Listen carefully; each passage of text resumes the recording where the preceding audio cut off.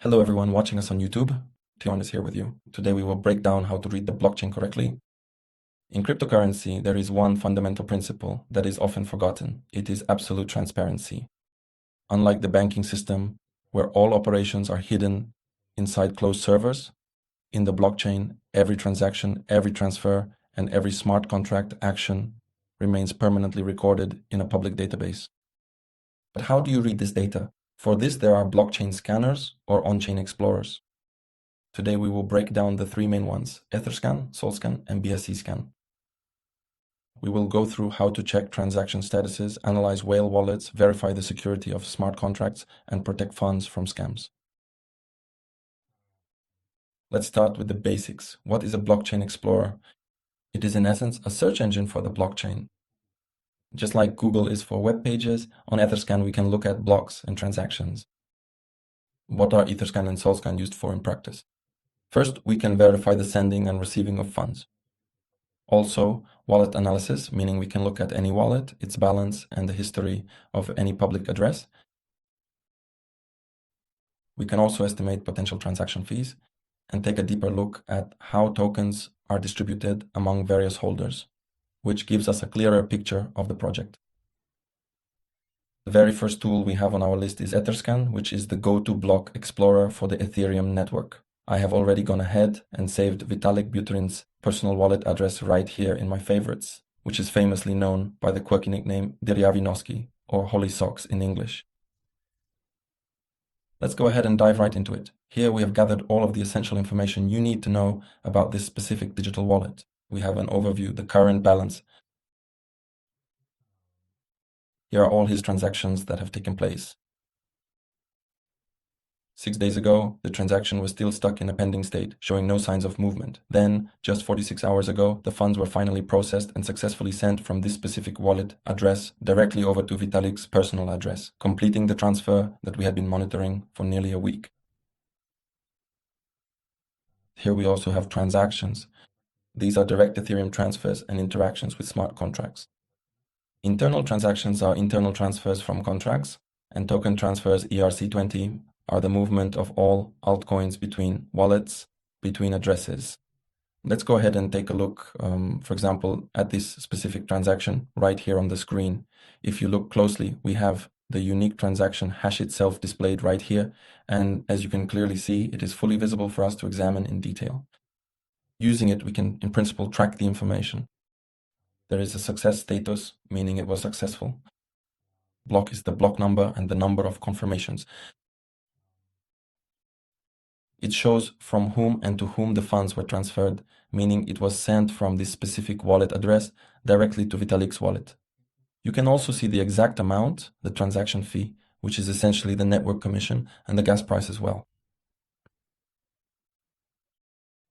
Next, we can also track other assets as well. For example, let's take a closer look at the UNI currency to see how it performs in real-time market conditions. This is the token page. There are two most important tabs here that we need: holders and contract. So we can see how all the UNI are distributed among people, meaning the top 5 wallets hold 45% of the entire market cap. The second one is the contract tab. Please take a moment to pay close attention to this specific inscription. The source code has been officially verified. This means that the code is open and matches the bytecode without a checkmark. If a currency doesn't have a checkmark, I wouldn't advise interacting with it. It could be dangerous. And if, for example, more than 90% of the supply is held by the top 5 holders, that's also not very safe. There could be a serious rug pull. In principle, that's how scam coins work. Now let's move on to Solana Scan. Here too, we can see some general information about the Solana network, specifically what the current circulating supply is. I also happen to have a wallet connected here, which allows us to view our own personal holdings and interact directly with the blockchain. We'll break everything down by analyzing it. This is a Binance wallet.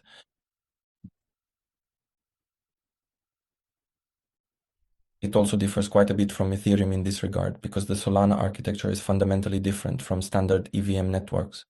There are no standard gas limits here, and transaction speeds are much higher. So the Solscan interface has been adapted accordingly to better reflect these unique performance capabilities. So moving forward, we also have detailed information available for this specific address. We can see exactly how much money is held, what the total amount is currently worth in Solana, and finally, a comprehensive breakdown of the entire token balance associated with this account.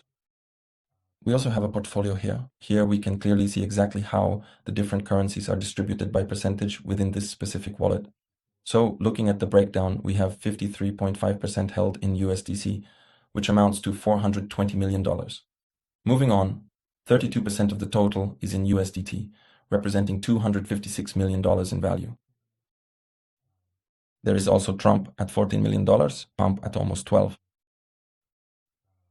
Another one of these currencies is Pengu, $3.5 million. You can check all the information for any wallet, what transactions were made between these wallets.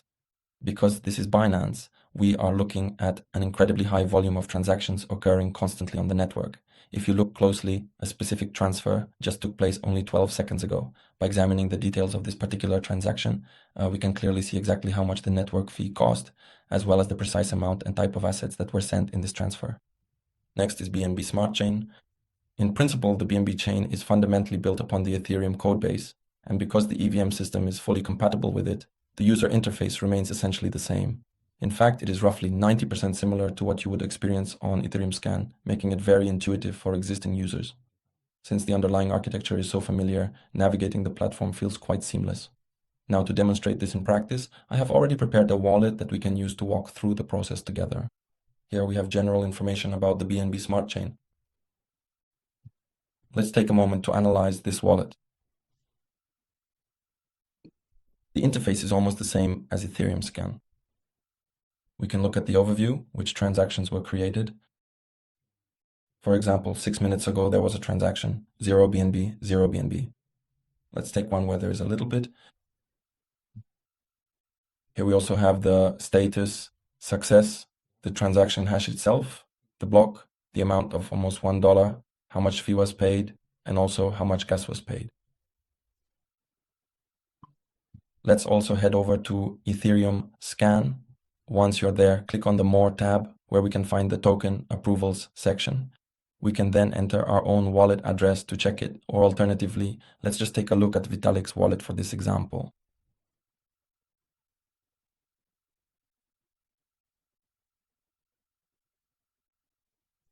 What is this for? When you trade on a DEX or interact with DeFi protocols, you give the smart contract an approval, that is, permission to spend your tokens. If the protocol is hacked or turns out to be a scam, attackers will be able to withdraw funds even without your confirmation. So here we can check if everything is okay, because you can take your wallet and check.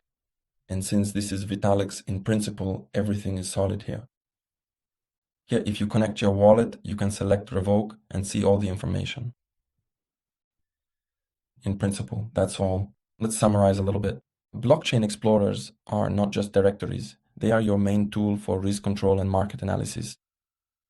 By learning how to properly read Ethereum Scan, Solana Scan, and BNB Smart Chain Scan, you will be able to independently verify the security of projects, see the real actions that real big money is taking, and avoid 90% of typical mistakes. So, in principle, that's all from me.